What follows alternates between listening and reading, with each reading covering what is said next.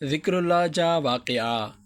अल्हम्दुलिल्लाहि रब्बिल आलमीन वस्सलातु वस्सलामु अला ख़ातमिन नबिय्यीन अम्मा बअद फ़अऊज़ु बिल्लाहि मिनश शैतानिर रजीम बिस्मिल्लाहिर रहमानिर रहीम। ज़िक्रुल्लाह जा वाक़िआ दुआए अत्तार। या रब्बे करीम, जेको भी ही रिसालो ज़िक्रुल्लाह जा वाक़िआ पढ़ी या ॿुधी वठे उनखे ॿिन्ही जहाननि में सुकून ऐं चैन अता फ़रमाए ऐं उनखे माउ पीउ ऐं ख़ानदान समेत बेहिसाब जन्नत में दाख़िला नसीब फ़रमाए। आमीन बिजाह ख़ातमिन नबिय्यीन सल्लल्लाहु अलैहि वसल्लम। दुरूद शरीफ जी फ़ज़ीलत। फ़रमाने आख़िरी नबी सल्लल्लाहु अलैहि वसल्लम जंहिं शौक़ ऐं महबत जे सबबि मूं ते ॾींहं ऐं राति में 3 भेरा दुरूद पाक पढ़ियो, अल्लाह पाक ते हक़ आहे त हू उन ॾींहुं ऐं उन राति जा गुनाह बख़्शे छॾे। सल्लू अलल हबीब सल्लल्लाहु अला मुहम्मद। मुअज्जम कबीर 362 बिलकरण हदीस 928। सैयदना जुनैद बग़दादी ऐं पखी। मशहूर वलीउल्लाह हज़रत जुनैद बग़दादी रहमतुल्लाहि अलैहि जी ख़िदमत में कंहिं शख़्स हिकु पखी तोहफ़े तौरु पेश कयो। हज़रत जुनैद बग़दादी रहमतुल्लाहि अलैहि उनखे पाण वटि रखियो, पर पोइ जल्द ई उनखे आज़ादु करे छॾियाऊं। संदन ख़िदमत में अर्ज़ु कयो वियो, तव्हां इनखे छो आज़ादु करे छॾियो? पाण फ़रमाइण लॻा, हिन पखीअ मूंखे चयो, ए जुनैद, तव्हां पाण त आज़ादी सां हर तरफ़ घुमी फिरी रहिया आहियो, पंहिंजे दोस्तनि ऐं अहबाबनि सां मुलाक़ातूं बि करे रहिया आहियो, पर अव्हां मूंखे क़ैद करे रखियो आहे। मूंखे बि आज़ादु करे छॾियो त जीअं मां बि पंहिंजे दोस्तनि सां मुलाक़ात करे सघां ऐं आज़ादी सां उॾरी सघां। हुन जी अहिड़ी ॻाल्हि ॿुधी मूं खेसि आज़ादु करे छॾियो। हज़रत जुनैद बग़दादी रहमतुल्लाहि अलैहि फ़रमाइनि था, जॾहिं मूं उन पखीअ खे आज़ादु कयो त हुन मूंखे चयो, ए जुनैद, मां इन करे क़ैद कयो वियो हुयुसि जो हिकु ॾींहुं मां अल्लाह पाक जे ज़िक्र खां गाफ़िल थी वियो हुयुसि। हाणे मां तव्हां सां वाइदो करियां त आइंदा कॾहिं बि अल्लाह पाक जे ज़िक्र ऐं संदसि यादि खां गाफ़िल न रहंदुसि। ए जुनैद, मां सिर्फ़ु हिकु ॾींहुं अल्लाह पाक जे ज़िक्र खां गाफ़िल थियुसि त उन जुर्म जी सज़ा मूंखे क़ैद जी सूरत में मिली, त पोइ उन्हनि इंसाननि जो छा थींदो जेके सॼी ज़िंदगी अल्लाह पाक जी यादि खां गाफ़िल रहंदा आहिनि। इहा नसीहत करण खां पोइ उहो पखी उॾरी वियो। अल्लामा सफ़ूरी रहमतुल्लाहि अलैहि हिन वाक़े जे तहत फ़रमाइनि था, उहो पखी बार बार हज़रत जुनैद बग़दादी रहमतुल्लाहि अलैहि वटि अचणु लॻो ऐं साणनि मानूस थी वियो। एतिरी हद ताईं जो जॾहिं पाण दस्तरख़्वान ते खाधो तनावुल फ़रमाईंदा हुआ त उहो पखी बि दस्तरख़्वान ते अची वेंदो हो ऐं साणसि गॾिजी खाधो खाईंदो हो ऐं दाणा चुगंदो हो। जॾहिं हज़रत जुनैद बग़दादी रहमतुल्लाहि अलैहि जो इंतक़ाल थी वियो त उहो पखी बि हेठि किरी पियो ऐं तड़पण लॻो। नेठि तड़पी तड़पी हुन जो बेदम निकिरी वियो। पाण रहमतुल्लाहि अलैहि जे इंतक़ाल खां पोइ कंहिं खेनि ख़्वाब में ॾिसी पुछियो, मा फ़अलल्लाहु बिक, याने अल्लाह पाक अव्हां सां कहिड़ो मुआमिलो फ़रमायो? हज़रत जुनैद बग़दादी रहमतुल्लाहि अलैहि इरशाद फ़रमायो, मूं हिकु बेज़बान पखीअ ते रहम कयो त अल्लाह पाक मूं ते बि रहम कयो। नुज़हतुल मजालिस 20/1। प्यारा प्यारा इस्लामी भाइरो, हिन ईमान अफ़रोज़ वाक़िए मां असांखे इबरत जा केतिरा ई मदनी गुल मिलनि था, जिन मां कुझु अव्हां जी ख़िदमत में हाज़िर आहिनि। हिकु, जेको पखी अल्लाह पाक जे ज़िक्र खां गाफ़िल थींदो आहे उहो क़ैद थी वेंदो आहे। जमादात ऐं नबातात जो मामिलो बि कुझु अहिड़ो ई आहे। जीअं त हदीस पाक में आहे, वण ते कुहाड़ो तॾहिं ई हलंदो आहे जॾहिं उहो अल्लाह पाक जे ज़िक्र खां गाफ़िल थींदो आहे। दुनिया में जेके बि पखी ऐं जमादात वग़ैरह आहिनि, सभु अल्लाह पाक जो ज़िक्र कंदा आहिनि ऐं हर वक़्तु उन जी यादि में संदन ज़बान तर रहंदी आहे। ॿियो मदनी गुल ही हासिल थियो त अल्लाह पाक जी अता सां औलिया किराम रहमतुल्लाहि अलैहिम पखियुनि सां ॻाल्हाईंदा आहिनि ऐं संदन ॿोली सम्झंदा आहिनि। 3, हिकु मदनी गुल ही बि मिलियो त चौपायनि ऐं पखियुनि सां बि हुस्न सलूक सां पेश अचणु घुरिजे। तंहिं करे जेके माण्हू जानवर पालींदा आहिनि उन्हनि खे हिन बारे में सोचणु घुरिजे। मच्छियूं पालणु। ए आशिक़ाने रसूल, अॼुकल्ह माण्हू शीशे जी नंढड़ी शोकेस में प्लास्टिक जा कुझु गुल विझी उन में रंग बिरंगी नंढियूं नंढियूं मच्छियूं रखंदा आहिनि।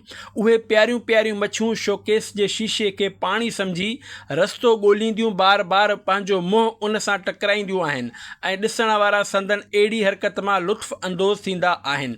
अहिड़नि माण्हुनि खे सोचणु घुरिजे त इहे मच्छियूं वसी समुंड में आज़ादी सां तरंदियूं आहिनि, पर अॼु हुननि वीचारियुनि खे हिकु नंढड़े शोकेस में बेदर्दीअ सां क़ैद कयो वियो आहे।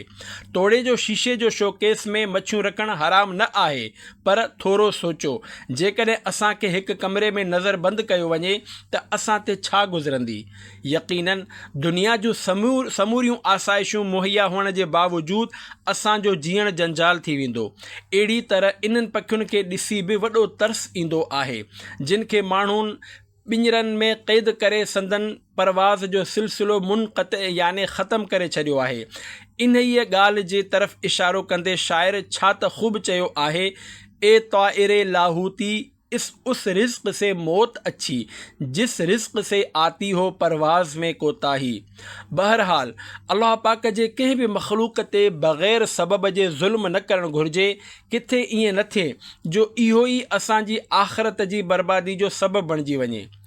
ॿिलीअ ते ज़ुल्म करण जो अज़ाब। हदीस पाक में आहे त हिकु औरत खे इन करे अज़ाब में मुब्तला कयो वियो जो हुन हिकु ॿिलीअ खे क़ैद करे रखियो हो। न खेसि कुझु खारायई प्यारियई ऐं न ई खेसि आज़ादु छॾियई त जीअं घुमी फिरी कुझु खाई गुज़ारो करे वठे हा ताजो उहा मरी वई। मुस्लिम सफ़ो 1082 हदीस 6675। पखियुनि खे तकलीफ़ न पहुचे। प्यारा प्यारा इस्लामी भाइरो, जेतोणीकि पखी पालणु नाजाइज़ ऐं हराम न आहे, पर जेकॾहिं को पाले थो त उनखे उन्हनि जे लाइ ग़िज़ा जो ज़ख़ीरो रखणु घुरिजे त जीअं उहे खाईंदा पीअंदा रहनि ऐं खेनि कंहिं बि क़िस्म जी तकलीफ़ न पहुचे। जेसिताईं शीशे जे शोकेस में मच्छियूं पालण जी ॻाल्हि आहे त इहो शौक़ खां सवाइ कुझु बि न आहे। थोरो गौर करियो त क़ैद में हिननि वीचारियुनि ते छा गुज़रंदी हूंदी। उहे खुलियल पाणी में बिल्कुलु आज़ादु हूंदियूं आहिनि, जेॾांहुं चाहींदियूं आहिनि वेंदियूं आहिनि। अव्हां ॾिठो हूंदो त उहे नंढियूं नंढियूं मच्छियूं बार बार शीशे सां पंहिंजो मुंहुं टकराईंदियूं रहंदियूं आहिनि, छो त शीशो ट्रांसपेरेंट याने शफ़ाफ़ पाणी वांगुरु हूंदो आहे जंहिंखे ही पाणी सम्झी रहियूं हूंदियूं आहिनि। इन करे बार बार शीशे सां मुंहुं टकराइण सबबु खेनि जेका तकलीफ़ थींदी हूंदी इन खे को अहसासु रखण वारो ई सम्झी सघे थो। कुझु माण्हू ॾाढा हुसास हूंदा आहिनि। जीअं हिकु वाक़ियो आहे त पुठीअ ते चहबुक जो निशान।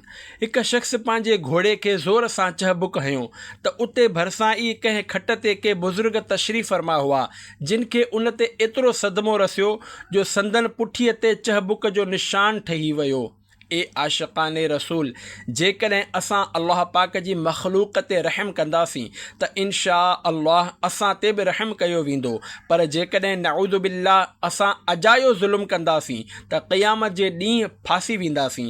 यादि रहे त ॿकरी वग़ैरह हलाल जानवर खे ज़बह करणु ज़ुल्म न आहे, छो जो शरीअत इन्हनि खे ज़बह करण जी इजाज़त ॾिनी आहे, पर साणनि ज़ुल्म जूं मुख़्तलिफ़ सूरतूं आहिनि। मिसाल तौरु ॿकरी या ॿकरे खे ज़बह करणु वक़्तु एतिरो गहराईअ ताईं ज़बह करणु जो छुरी हराम मग़ज़ या किरंगे जी हॾीअ ताईं पहुची वञे। यादि रहे त किरंगे जी हॾी कंध खां वठी चेल्हि जे आख़िरी छेड़े ताईं हूंदी आहे, हिन में पुछ शामिल न आहे। हिन हॾीअ मां हिकु अछे रंग जी ॾोरी निकिरंदी आहे जंहिंखे हराम मग़ज़ चयो वेंदो आहे। इन खे खाइणु हराम आहे, पर अक्सर करे माण्हुनि खे इन जी ख़बर न हूंदी आहे। चाप ऐं कमर जे गोश्त सां गॾु इहा अछी ॾोरी बि अची वेंदी आहे ऐं केतिरा ई माण्हू इन खे ॿूटी सम्झी खाई वेंदा आहिनि। जेकॾहिं गोश्त खपाइण वारो माहिर ऐं तजुर्बेकार कासाई हूंदो आहे त हू उन ॾोरीअ खे गोश्त खां अलॻि करे उछले छॾींदो आहे। मुर्गीअ जे कंधे में बि इहा अछी ॾोरी हूंदी आहे जेका हराम मग़ज़ आहे, तंहिं करे उन खे बि न खाइणु घुरिजे। बेसबब तकलीफ़ पहुचाइणु ज़ुल्म आहे। जानवर ज़बह करण वक़्तु हराम मग़ज़ ताईं छुरी पहुचाइणु बिला वजह तकलीफ़ ॾियणु आहे, छो त ज़बह करण में सिर्फ़ु 4 रगूं कटणियूं हूंदियूं आहिनि ऐं ज़बह करण वक़्तु जेकॾहिं 3 रगूं या चइनी रगुनि जो अक्सर हिसो कटिजी वञे तॾहिं बि ज़बीहा हलाल थी वेंदो आहे। फ़तवा हिंदिया 287/5। बकरी ते ज़ुल्म जो अंदाज़। कुझु क़ासाइन खे ॾिठो वियो आहे त ख़ुसूसन क़ुर्बानीअ जे ॾींहंनि में त उहे जल्दबाज़ीअ में बकरीअ जे गले ते छुरी वहाईंदा आहिनि ऐं पोइ उन जे कंध खे थोरो कटे यकदमि झटको ॾेई संदसि कंधु भञी छॾींदा आहिनि जॾहिं त अञा उन जे जिस्म में कुझु जान बाक़ी हूंदी आहे। जेकॾहिं इन्हनि ज़ालिमनि खे सम्झायो वञे त पंहिंजी ग़लती तस्लीम करण बदिरां उल्टो लड़ाई ऐं झगड़ो करणु शुरू करे ॾींदा आहिनि। अहिड़नि खे सोचणु घुरिजे त जेकॾहिं उन्हनि जो पंहिंजो कंधु अहिड़ी तरह भॻो वञे त संदन छा हाल थींदो। ॾिसो, बेज़बान जानवर जेको न कंहिंजो कुझु बिगाड़े सघे थो ऐं न ई कंहिंखे का दाह ॾेई सघे थो, उन सां हिन तरह जो ज़ुल्म भरियो अंदाज़ इख़्तियार करणु केॾो वॾो जुर्म आहे। ॻऊं ते ज़ुल्म जो अंदाज़। अहिड़ी तरह कुझु ज़ालिम कासाई ॻऊं ज़बह करण वक़्तु संदसि गले जे खल चीरींदे छुरी खुपाए उन जे दिलि जूं रॻूं कटे छॾींदा आहिनि।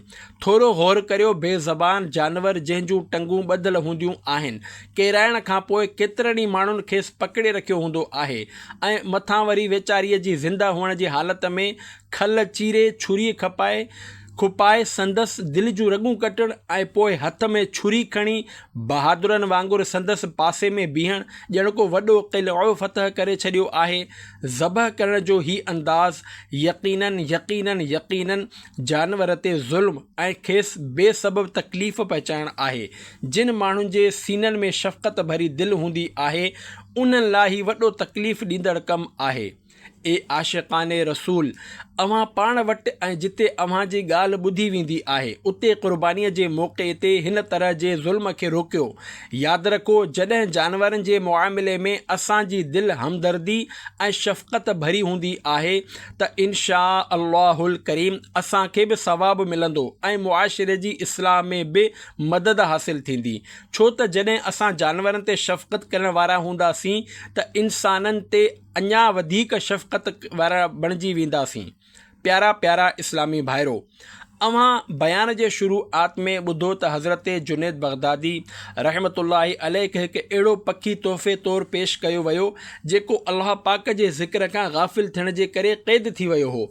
हिन क़िस्म जो हिकु ॿियो दिलचस्प वाक़ियो अव्हां जी ख़िदमत में पेश आहे। अल्लाह जी यादि खां गाफ़िल मच्छियूं। हिकु बुज़ुर्ग पंहिंजे नंढड़ी धीउ खे साण करे दरिया जे किनारे ते आया ऐं मच्छियूं पकड़ण लॻा। हू मच्छियूं पकड़े पंहिंजे धीउ खे ॾेई रहिया हुआ त जीअं हूअ खेनि टोकरीअ में जमा कंदी रहे।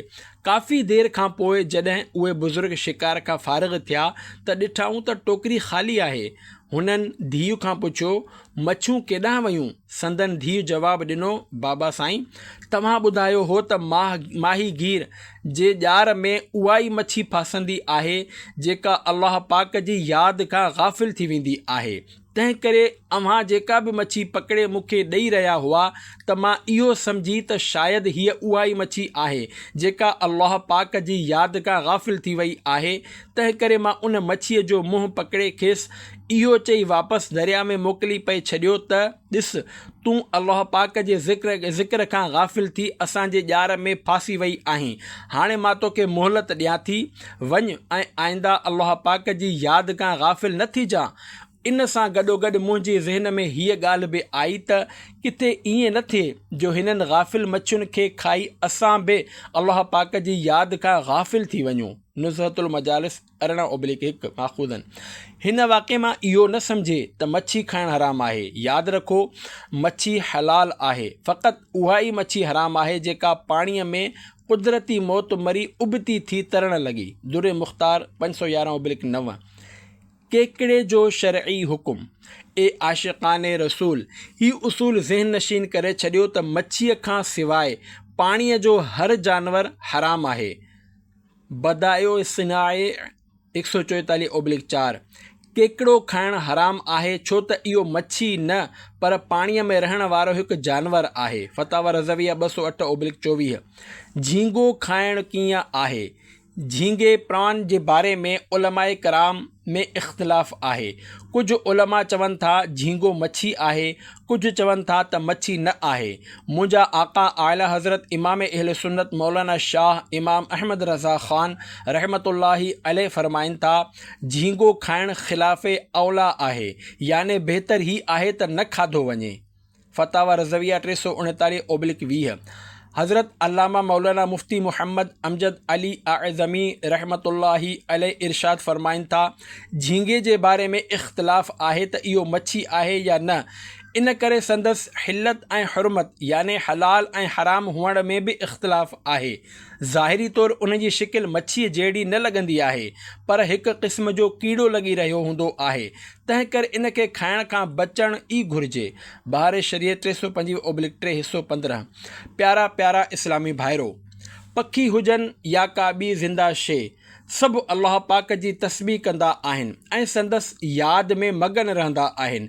जीअं सिपारो 15 सूरह बनी इसराइल जी आयत नंबर 44 में अल्लाह पाक जो फ़रमान आहे, व इम मिन शैइन इल्ला युसब्बिहु बिहम्दिही। तर्जुमो कंज़ुल इरफ़ान। ऐं का बि शइ अहिड़ी न आहे जेका उन जी हम्द बयानु करण सां गॾु उन जी पाकाई बयानु न कंदी हुजे। हिन मुबारक आयत जे तहत मौलाना सैयद मोहम्मद नईमुद्दीन मुराद आबादी रहमतुल्लाहि अलैह इरशाद फ़रमाइनि था, हज़रत अब्दुल्ला बिन अब्बास रज़ियल्लाहु अन्हुमा फ़रमायो आहे त हर ज़िंदा शइ अल्लाह पाक जी तस्बीह कंदी आहे ऐं हर शइ जी तस्बीह संदसि हैसियत मुताबिक़ आहे। सदरुल अफ़ाज़िल रहमतुल्लाहि अलैह वधीक फ़रमाइनि था त मुफ़स्सिरीन बयानु कयो आहे त दरवाज़ो खोलण जो आवाज़ ऐं छित जो चिटकण बि तस्बीह कंदो आहे ऐं इन्हनि सभिनी जी तस्बीह सुब्हानल्लाहि व बिहम्दिही आहे। ख़ज़ाइनुल इरफ़ान सिपारो 15 बनी इसराइल तहतुल आया 44 सफ़ो 533। ए आशिक़ाने रसूल, पखी ऐं चौपाया सभु पंहिंजे पंहिंजी ॿोलीअ में अल्लाह पाक जी तस्बीह बयानु कंदा आहिनि। झंग में मूंखां सवाइ ज़िक्र करण वारो ॿियो को बि न आहे। हज़रत सैयदना मूसा अलैहिस्सलाम हिकु झंग मां अल्लाह पाक जो ज़िक्र कंदे गुज़री रहिया हुआ त ओचितो संदनि दिलि में ख़्यालु आयो त शायदि हिन झंग में मूंखां सवाइ को ॿियो अल्लाह पाक जो ज़िक्र करण वारो न हूंदो।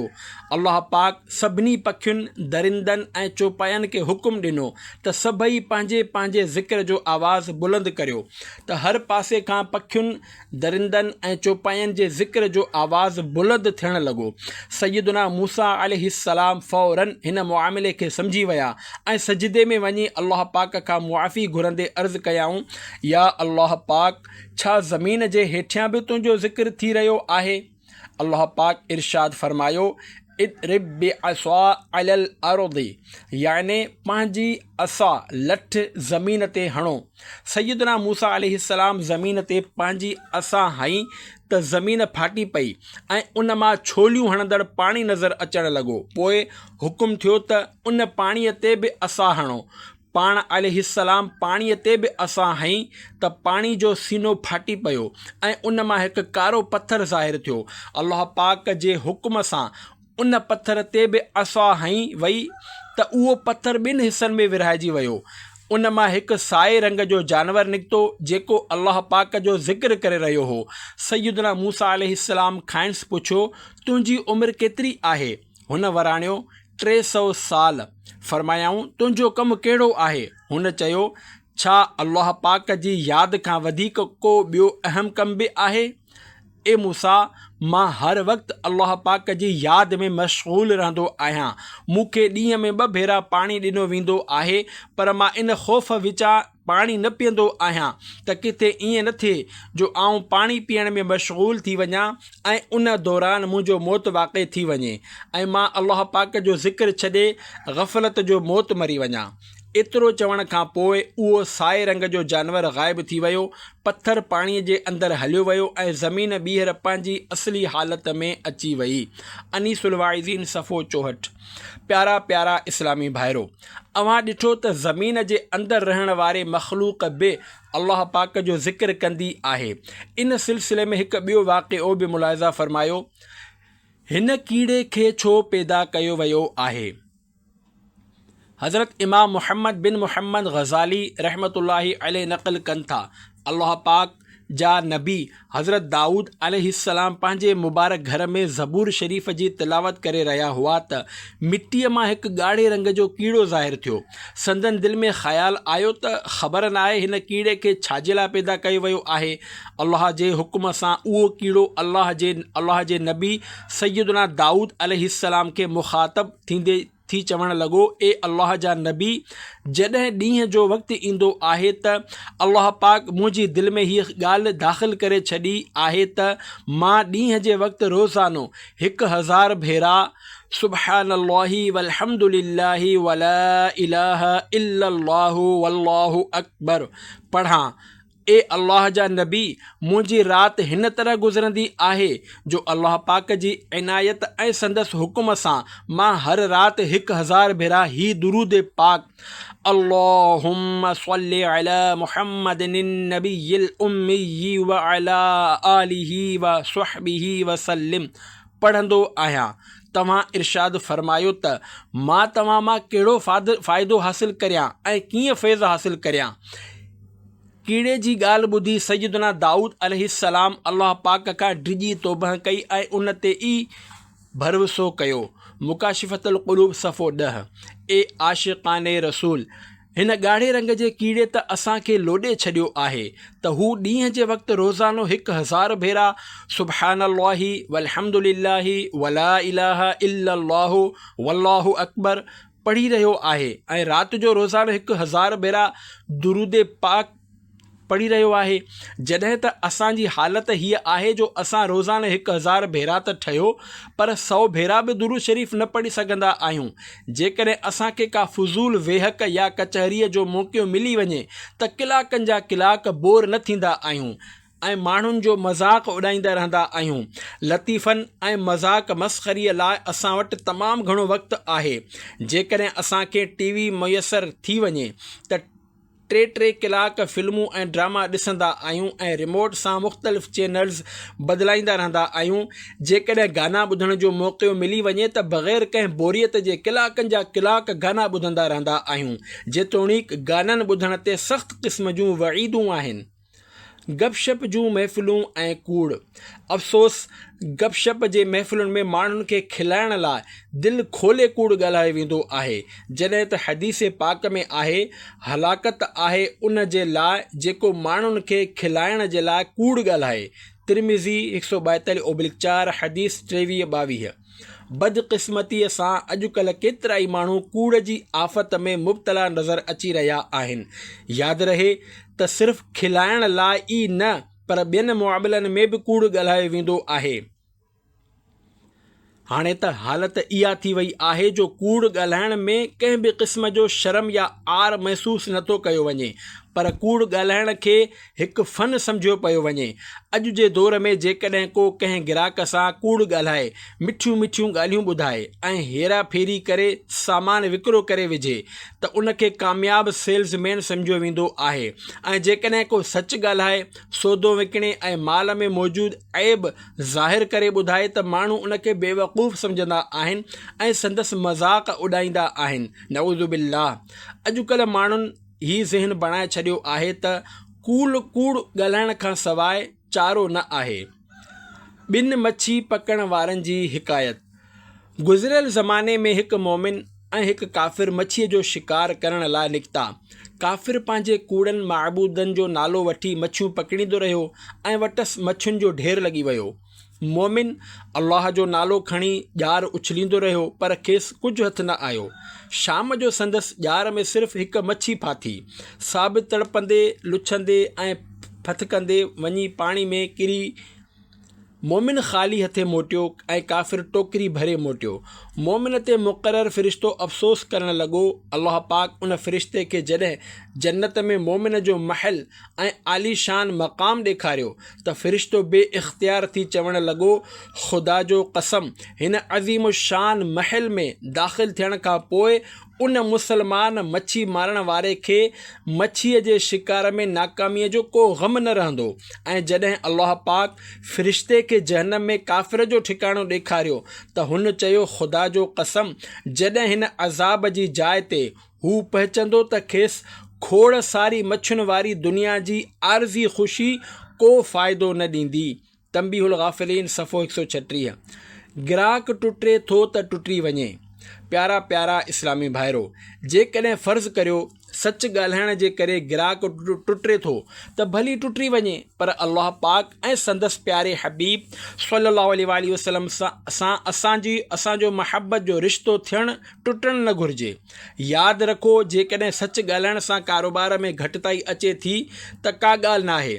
परवरदिगारे आलम जेको ॿिन्ही जहाननि खे पाले रहियो आहे, जेसिताईं असांजी ज़िंदगी आहे असांखे बि रोज़ी ॾींदो रहंदो, बुखियो न रखंदो। चाहे को रिश्वत वठे, व्याज जो कारोबार करे, कारोबार में कूड़ ॻाल्हाए ऐं मिलावट वारो माल विकिणे, वॾा वॾा बंगला, महल ऐं माड़ियूं अॾाए छॾे ऐं वॾियूं वॾियूं गाॾियूं ख़रीद करे वठे, उन्हनि खे ॾिसी असांखे अल्लाह पाक जी रहमत मां मायूस न थियणु घुरिजे ऐं न ई इहो गुमान करणु घुरिजे त अल्लाह पाक असांजे हाल खां बेख़बर आहे। यादि रखो, अल्लाह पाक असांखे आज़माए रहियो आहे। अन क़रीब असांखे बि मौत ईंदो ऐं उन खे बि जंहिं हराम ज़रिअनि सां माल कमायो आहे, जेकॾहिं अल्लाह पाक चाहियो त हुन जे मुक़ाबले में असांजो मुआमिलो क़ाबिले रश्क हूंदो। क़ाबिले रश्क केरु आहे? ए आशिक़ाने रसूल, ख़ुदा जो कसम, दुनिया में वधीक माल कमाइण वारो क़ाबिले रश्क न आहे। क़ाबिले रश्क त उहो आहे जेको पंहिंजो ईमान सलामत खणी क़ब्र में हलियो वञे। हर जाइ ते ईमान लुटण वारा मौजूदु आहिनि ऐं शैतान तरह तरह सां ईमान ते हमला करे रहियो आहे। पंहिंजे ईमान जी हिफ़ाज़त करणु तमामु वॾो मसइलो आहे। ग़फ़लत शिआरी, दुनियादारी, सिर्फ़ु दुनिया जो माल गॾु करण खे ई पंहिंजी ज़िंदगीअ जो मक़सदु सम्झणु, बुरनि माण्हुनि जी सोहबत में रहणु वग़ैरह जहिड़ियुनि आफ़तुनि जे हूंदे जेकॾहिं ईमान सलामत रहिजी वञे त वॾी ॻाल्हि आहे। अफ़सोस, 100 करोड़ अफ़सोस, असांखे पंहिंजे ईमान जी सलामती जो फ़िक्र न आहे। जेकॾहिं ईमान जी सलामतीअ जो फ़िक्र हुजे हा त असां गुमराह, बददीन ऐं बुरनि माण्हुनि जी सोबत खां परे भॼूं हा, जीअं असांखे उन जो हुकुम बि ॾिनो वियो आहे। सिपारो 7 सूरतुल इनआम जी आयत नंबर 68 में अल्लाह पाक फ़रमाए थो, तर्जुमो कंज़ुल इरफ़ान, ऐं जेकॾहिं शैतान तोखे भुलाए छॾे त यादि अचण खां बाद ज़ालिमनि वटि न वेह। हिन आयत जे तहत मुफ़स्सिरीन फ़रमाइनि था त हिते ज़ालिमनि मां काफ़िर, मुबतदईन याने गुमराह ऐं बददीन ऐं फ़ासिक़ मुराद आहिनि। तफ़सीरात अहमदिया सिपारो 7 सूरह अल अनआम तहतुल आया 68 सफ़ो 388। थी सघे थो त अहिड़नि माण्हुनि जी सोहबत में रहण जे सबबु कंहिंजी दुनिया त आबाद थी वञे पर आख़िरत बर्बाद थी वेंदी आहे, पर कॾहिं कॾहिं दुनिया बि बर्बाद थी वेंदी आहे। पंहिंजी ई ग़फ़लत जे सबबु अहिड़ा ॾींहं था ॾिसणा पवनि। प्यारा प्यारा इस्लामी भाइरो, दुनिया जी महबत, माल ऐं दौलत जी लालच ऐं ग़फ़लत जो ई नतीजो आहे जो अॼु मुसलमान तबाह ऐं बर्बाद थी वियो आहे। जेकॾहिं मुसलमान जी ज़बान अल्लाह पाक जे ज़िक्र सां तर रहे ऐं संदसि दिलि अल्लाह जी यादि में मशग़ूल हुजे त अहिड़ी नौबत न अचे हा, पर अफ़सोस मुआमिलो इन जे बिल्कुलु उबतड़ आहे। पहिरियां जॾहिं माण्हू अखि खोलींदो हो त सुबुह सवेर अल्लाह पाक जो नालो संदसि कननि में पवंदो हो, जॾहिं त हाणे सूरत हाल हीअ आहे जो माण्हू सुबुह जो अखि खोले थो त फ़िल्मी गाननि जो आवाज़ संदसि कननि में गूंजी रहियो हूंदो आहे। पहिरियां जॾहिं माण्हू अखि खोलींदो हो त पाकीज़ा सूरतूं ॾिसंदो हो ऐं हाणे मोबाइल में बेहया औरतुनि जा चेहरा ॾिसी रहियो हूंदो आहे। यादि रखो, बदनज़रीअ जी सज़ा ॾाढी होलनाक आहे। अखियुनि में बाहि विधी वेंदी। मनक़ूल आहे त जेको पंहिंजे अखियुनि खे हराम सां भरींदो, क़यामत जे ॾींहुं उन जे अखियुनि में बाहि भरी वेंदी। मुकाशिफ़तुल क़ुलूब सफ़ो 10। कननि में पिघरियल शीहो। हज़रत सैयदना अनस रज़ियल्लाहु अन्हु खां मनक़ूल आहे त जेको शख़्स कंहिं ॻाइण वारीअ वटि वेहे गाना ॿुधंदो आहे, क़यामत जे ॾींहुं अल्लाह पाक संदसि कननि में पिघरियल शीहो विझंदो। कंज़ुल उम्माल 96/15 हदीस 40/662। पंहिंजे नाज़ुक ऐं कमज़ोर जिस्म ते रहम खाओ। ए कमज़ोर ऐं लाचार इस्लामी भाइरो, पंहिंजे इन नाज़ुक ऐं कमज़ोर जिस्म ते रहम खाओ जेको न गर्मी बर्दाश्त करे सघे थो ऐं न ई सर्दी, मामूली मथे जो सूर बि जंहिंखां बर्दाश्त नथो थिए, जंहिंखे हल्को बुख़ार बि पीड़े छॾींदो आहे, त पोइ अहिड़ो जिस्म जहन्नम जी बाहि कीअं बर्दाश्त करे सघंदो। आह, मामूली कीड़ो कपिड़नि में हलियो वञे त तड़पाए छॾींदो आहे। कीविली चक हणे त माण्हू खां दाह निकिरी वेंदी आहे, त पोइ नांगनि ऐं विछुनि जा ॾंग कीअं बर्दाश्त करे सघंदो। यकीनन बर्दाश्त न करे सघंदो।